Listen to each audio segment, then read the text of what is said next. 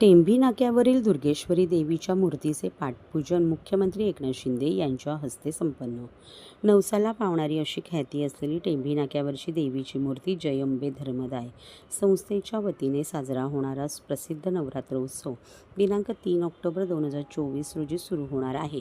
जय अंबे धर्मदाय संस्थेकडून होणारा हा उत्सव खऱ्या अर्थाने दिवंगत आनंद दिघे यांनी नावारूपाला आणला. नवसाला पावणारी म्हणून ओळख असलेल्या या देवीची मूर्ती शाडूची असून प्रसिद्ध मूर्तिकार दिवंगत पुंडलिक शेळकर यांनी साकारली होती. पुढे ही परंपरा त्यांचे पुत्र विनोद शेळकर यांनी चालू ठेवली.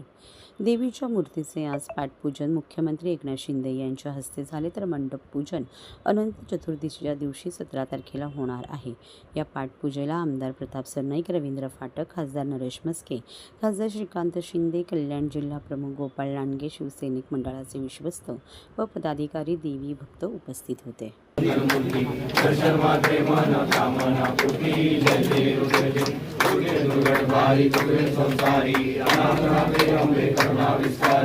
वारी वारी जन्म मरणाचे वारी वारी पडलो आता संकटने वारी. जय देवी महिषासुरमर्दिनी सुवर्णेश्वर वंदे भारत संजीवनी. जय देवी कोणी माता तुझे नाही तारी सबले परंतु न बोले काही काही विमान करता पडलो कमी. जय देव प्रसन्न होती निराशा देशापासून चोरी चोरी गोपाशा.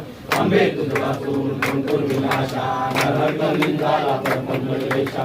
जय देवी महिषासुरमर्दिनी.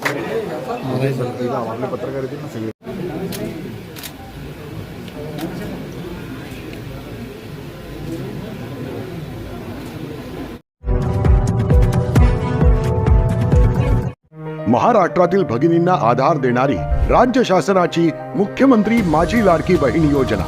या योजनेअंतर्गत अल्प उत्पन्न गटातील 21 ते 65 वयोगटाच्या भगिनींना मिळणार दरमहा 1500 रुपयांची मदत. अर्ज करण्यासाठी 31 ऑगस्ट 2024 पर्यंत मुदतवाढ.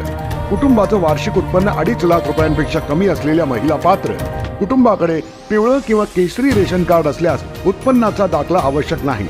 पांढरं रेशन कार्ड असेल किंवा रेशन कार्ड नसेल तर कुटुंबाचं वार्षिक उत्पन्न 2.5 लाखांपेक्षा कमी असल्याचा दाखला आवश्यक.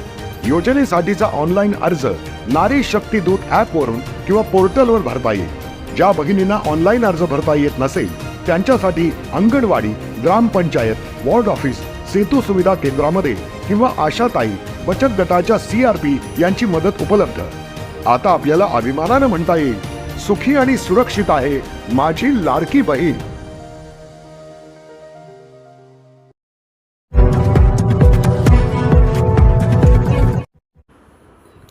ठाणे घोडबंदर रोडवर मेट्रो पिलरला ST धडकली, 8 प्रवाशांना झाली दुखापत. घोडबंदर रोड झालाय शापित. 13 प्रवासी घेऊन निघालेली ST महामंडळाची अंबेजोगाई ते बोरिवली ST बसला ओवळा येथे अपघात घडला. ST चालक के अडसूळ यांचे नियंत्रण सुटल्याने ST बस ही ओवळा परिसरातील घोडबंदरकडे जाणाऱ्या वाहनीवर मेट्रोच्या पिलरला धडकली. मंगळवारी सकाळी 11:27 सुमारास हा प्रकार घडला. या अपघातात 13 पैकी 6 प्रवासी जखमी झाल्याची माहिती ठाणे पालिका आपत्ती व्यवस्थापन विभागाने दिली. ठाण्याचा विविध राज्यमार्गाला जोडला जाणारा महामार्ग हा शापित झाल्याचे विविध घटनेवरून दिसून येत आहे. मागील आठवड्यात झालेल्या 2 ते 3 अपघातात ठाण्यात वाहतूक कोंडीचे उग्र स्वरूप पाहायला मिळाले. ठिकाण मात्र घोडबंदरकडे जाणारी वाहने असल्या त्यामुळे या अपघातात जीवितहानी नसली तरीही वाहतूक कोंडीचा मोठा त्रास जाणवला. शनिवारी आणि रविवारी केमिकल कंटेनर आणि केमिकल पावडर वाहून नेणारे ट्रक उलटले. त्यानंतर 24 तासाच्या कालावधीत पुन्हा ST महामंडळाची ST पातलीपाडा ब्रिजपूर्वीच असलेल्या दुभाजकावर चढली. बस रिकामी असल्याने कुठलीही जीवितहानी झाली नाही. त्या 3 घटनांना 48 तास उलटत नाही तोच पुन्हा घोडबंदरच्या ओवळा परिसरातील मेट्रोच्या पिलरला ST बस धडकल्याने झालेल्या अपघातात 13 पैकी 8 प्रवासी जखमी झाल्याची घटना मंगळवारी सकाळी 11:27 सुमारास घडली. जखमींना टायटन हॉस्पिटल, ब्रह्मांड हॉस्पिटल येथे उपचारासाठी दाखल करण्यात आले. जखमींमध्ये बस चालक आणि वाहकासह इतर 6 प्रवाशांचा समावेश आहे. श्री के अडसूळ बस चालक 35, डाव्या हाताला गंभीर दुखापत. साठे बसवाहक याच्या उजव्या हाताला किरकोळ दुखापत. उद्धव चौरे 65 यांच्या ओठांना आणि दाताला दुखापत झाली. उर्मिला चौरे 55 यांना मुकामार लागला. सलीम शेख 58 ओठांना मार लागला. आत्माराम शेजूळ 49 ओठांना दाताला किरकोळ दुखापत झाली. राजश्री शेजूळ 42 किरकोळ मुकामार लागला. तर आकांक्षा शेजूळ स्त्री 35 वर्ष गुडघ्याला मार लागला आहे. तर जखमी प्रवाशांना उपचारासाठी टायटन हॉस्पिटल व ब्रह्मांड हॉस्पिटल येथे उपचारासाठी दाखल करण्यात यायची माहिती खोपट एसटी डेपो कार्यालयातून देण्यात आलेली आहे.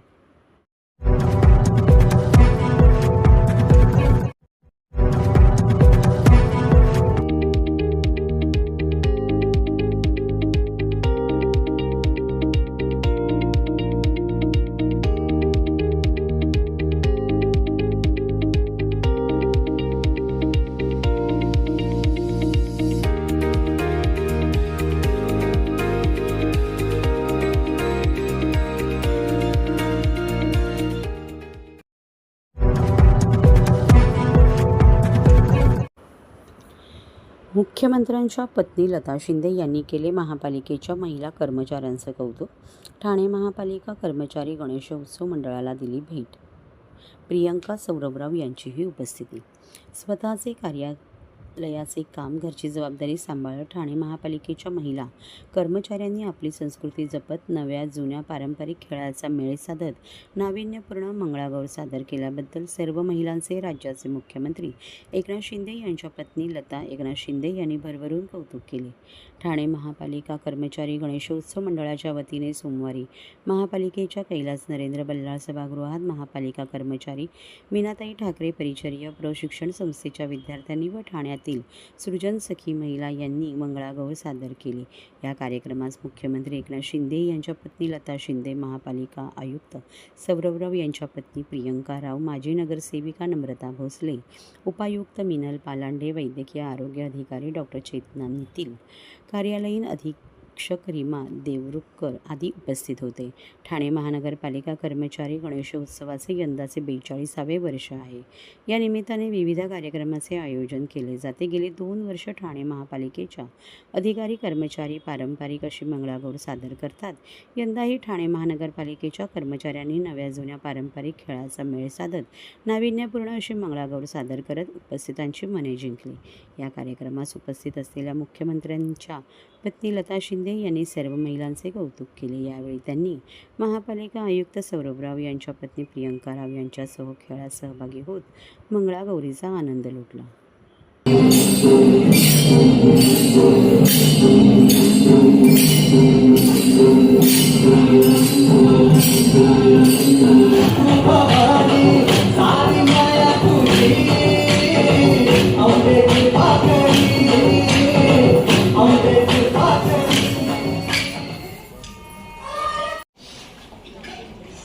पहिलं तर सगळ्यांना गणपतीच्या खूप खूप शुभेच्छा. आणि रणरागिणी एका दमामध्ये सर्व खेळ खेळून दाखवले. महापालिकेचे महिलांनी सगळ्या एका दमात सुंदर खेळ खेळला, छान खेळ. आणि सृजन सख्या ओके, त्यांचे जे गात होते ना, म्हणजे कोण, खूप चांगला आवाज आहे हा तुमचा, खूप छान आहे. आणि ते जे खेळ होते आम्ही पूर्वी खेळत होतो ती गाणी आज मला ऐकायला मिळाली. आणि मी पण खूप खेळायची पहिला. तुम्ही मला फुगडी घालायला बोलवलं पण मी ना आज नाही, म्हणजे पाय दुखतात ना म्हणून मी आज नाही खेळली, नाही तर मी खूप खेळते. हा, आणि सगळ्यांना पुन्हा एकदा असेच ताकद राहू दे, गणपती बाप्पानी देऊ दे. आणि सगळ्यांना माझ्या खूप खूप शुभेच्छा. आणि आपल्या सगळ्या महिलांना सगळ्यांना खूप खूप शुभेच्छा.